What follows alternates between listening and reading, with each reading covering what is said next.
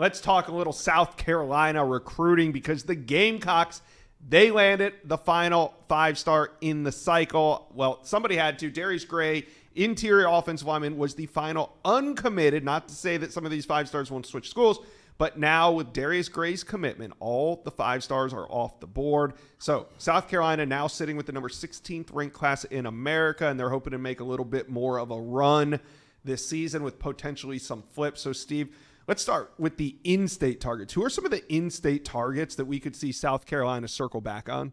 Well, they were the runner-up for Contavious Anderson, the number 1 player in the state. He's committed to Clemson. Tamarian Watkins is a linebacker safety hybrid that locked in with the Aggies this summer.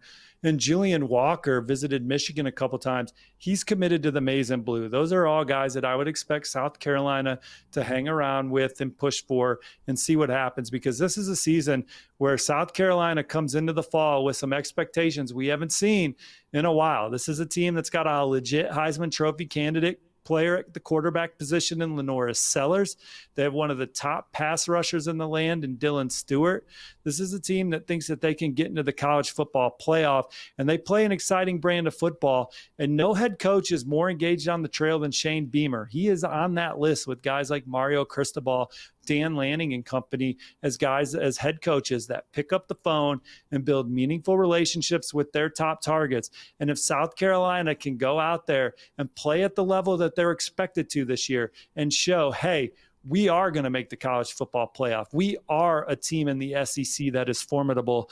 They can maybe circle back on one of these guys that they were the runner-up for. North Carolina, you got guys like P.J. Dean and Samari Matthews, same thing.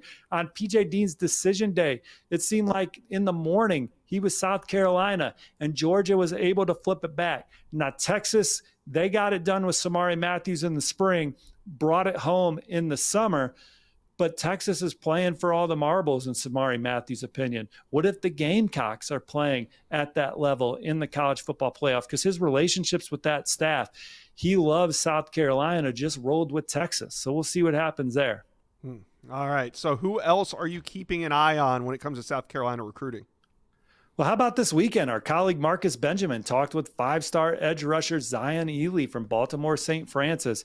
He's committed to Maryland, but he says 3 schools he still continues to have dialogue with. South Carolina is one of them.